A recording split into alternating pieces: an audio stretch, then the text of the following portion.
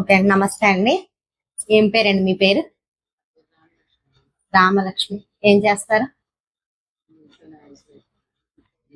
ఏంటి మీ ప్రాబ్లం ఏంటండి?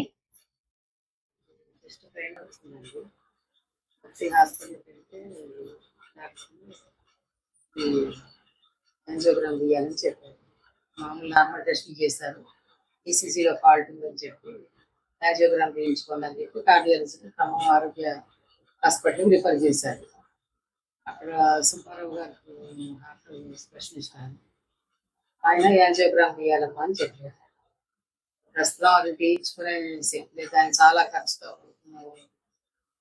కాబట్టి ఈ సేవా ట్రస్టీని ఆశ్రయించడం జరిగింది. దానివల్ల మీ హెల్ప్ కోరి మీరేం చేస్తారండి? నేను పూజారిని గుడిలో గత 15 ఏళ్ళు చేస్తున్నాను పూజారిగా. వేద విద్యా పరిషత్తులో అమ్మవారి గురి చేశాను.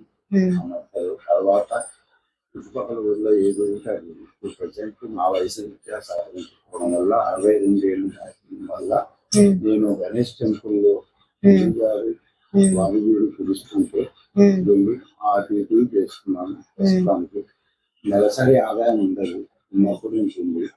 అవి భోజన నిమిత్తం ఇల్లు కూడా అద్దెలేనండి. నెలకి 4,000 అన్ని చాలా ఇబ్బంది నెలా పడుతూనే ఉన్నాము. నాకు అనారోగ్యంగా ఆ మధ్యన వచ్చిన పిల్లల సహకారంతో నన్ను పైకి తీసుకొచ్చారు, ఆరోగ్యవంతులు చేశారు. ఇప్పుడు వాళ్ళ ఆర్థిక పరిస్థితి బాగుంది. ప్రజెంట్ ఆర్థిక పరిస్థితి బాగాలేకపోవడం వల్ల ఈ సహాయం చూడమైంది.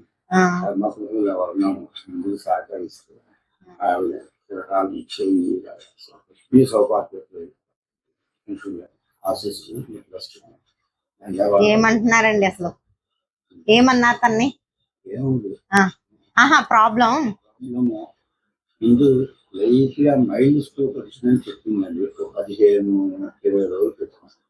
వస్తే మా మైల్డ్ స్ట్రోక్ ఏముంది, గ్యాస్ ట్రబుల్ అనుకున్నాం. నాకు ఆ మధ్య డ్యూటీలు హడాది ఆందోళన చూసుకోవడం వల్ల నేను అసలు చేశాను. 4 వెళ్ళి గణేష్ 12 దాకా మళ్ళీ సాయంత్రం 5:30 వెళ్ళి 8:30 దాకా వచ్చామండి. అలా మామూలుగా అశ్రద్ధ అయింది, కొంచెం ఆర్థికంలో ఉంది. కార్డియాలజిస్ట్ కూర్చోవాలంటే డబ్బు పట్టుకోవాలి, అంత డబ్బు లేదు.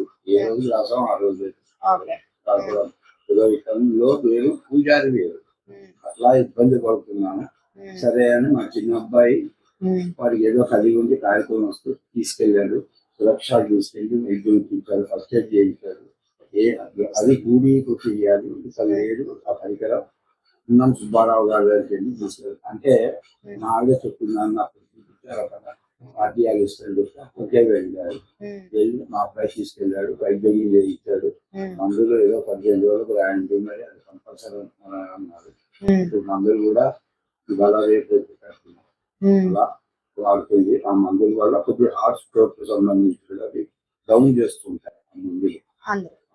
ఆ హార్ట్ స్ట్రోక్ రాకుండా, బ్లడ్ జెల్స్ రాకుండా ఉండేలో ఆ మందులు అలాంటి ఔషధం రాశారు. రాసి యాంజియోగ్రామ్ మాత్రం తీయించుకుంటే ఫర్దర్ అన్నాడు, యాంజియోగ్రామ్ తీయించాలి. దానికి ఎంత అవుతుందని కౌన్సిల్ గారికి వాళ్ళు 6,000 దాకా అవుతుందని చెప్పాడు ఈ రోజుల్లో. అంటే నేను ఒక 2,000 తగ్గిస్తారు. దాని తర్వాత మెడిసిన్స్ రాస్తారు. అది ఇది చాలా ఖర్చుతో ఉంటుంది. ట్రస్ట్ని పోవడం అయింది. అంటే ఆ అమౌంట్ కూడా మీ దగ్గర లేదు? లేదండి. మరి ఆ పౌరోహిత్యం మీద మీరేమి వెనకేసుకోలేదు?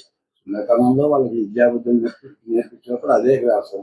అలానే వేద విద్యా పరిషత్తులో 7 సంవత్సరాలు చేసేవాళ్ళు. వాళ్ళు ఇచ్చే జీతం 7,000-8,000తోటే సరిపెట్టుకునేవాళ్ళు. ఇల్లు ఫ్రీ, కరెంట్ ఫ్రీ, అన్ని ఫ్రీ. అలా ఇంటి ఫ్రీ, కరెంట్ ఫ్రీ, ఏం దాచుకోలేదు. తర్వాత పాఠశాల నుంచి వచ్చారు వాళ్ళు. వాళ్ళకి తర్వాత అప్పుల్లో చాలా తిప్పలు పడ్డాం, ఆర్థికంగా కష్టపడ్డాం. అలానే వాళ్ళు కష్టపడ్డారు. పిల్లలు పాఠశాలలో చదువుకొని గురువు ముఖం ద్వారా చదువుకొని ఇంత ఎదిగారు. ఆ అమ్మవారి ఆశీస్సుల వల్ల ప్రయోజకులు అయ్యారు. కానీ వివాహ సంబంధ విషయం వచ్చేసరికి వివాహాలు చేశాను.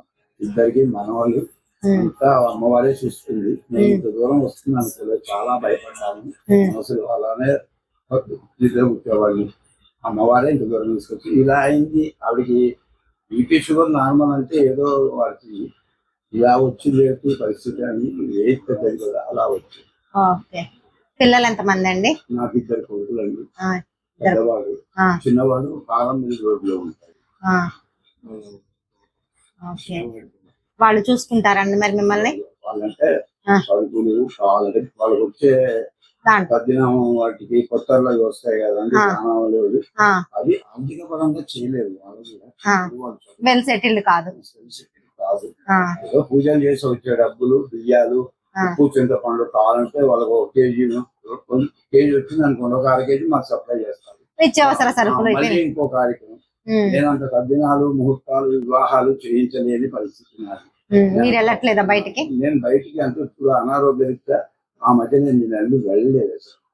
24 డిసెంబర్లో వచ్చింది నాకు హార్ట్ స్ట్రోక్. 6-7 నెలలు ఖాళీగానే కూర్చున్నాను. మీకు కూడా హార్ట్ స్ట్రోక్ వచ్చిందా? హార్ట్ స్ట్రోక్ వచ్చింది.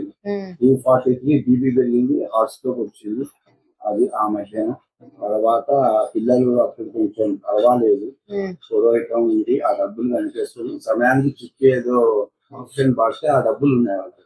నా అదృష్టం అదే గవర్నమెంట్ కి వెళ్దాం, అవి మీకు బాధ్యత ఉంది కదా, తీసుకోండి తీసుకెళ్ళాలంటే లేదు గవర్నమెంట్ చూడరు అని పెద్ద అబ్బాయి ప్రోత్సహించి నన్ను గవర్నమెంట్ హాస్పిటల్ వస్తూ ప్రైవేట్కి వెళ్దాం వాళ్ళు రక్షిస్తారని అంత ఆపేక్షగా చూశారు. ఇద్దరు కూడా బలుపుకొని ఆ అయిన బిల్లు చేసరం వేసుకొని పెట్టారు.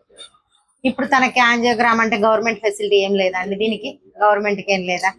ప్రైవేట్ లోనే చూపించుకోవాలా? అయినంత మంది అలా ఉంది. కొత్తగూడెంలో యాంజియోగ్రామే లేదు. గవర్నమెంట్ హాస్పిటల్ అసలు యూడీకోనే ఏదో నార్మల్ తీస్తారు. యూడీకో క్యాజువాలిటీ లో ఉంది, గవర్నమెంట్ లో యూడీకో తీస్తారు, కానీ యాంజియోగ్రామ్ ఇక్కడ లేదు. కొత్తగూడెంలో, ఖమ్మంలో కూడా లేదు. ఖమ్మం హైదరాబాదు, మహానగరాల్లో ఉంది.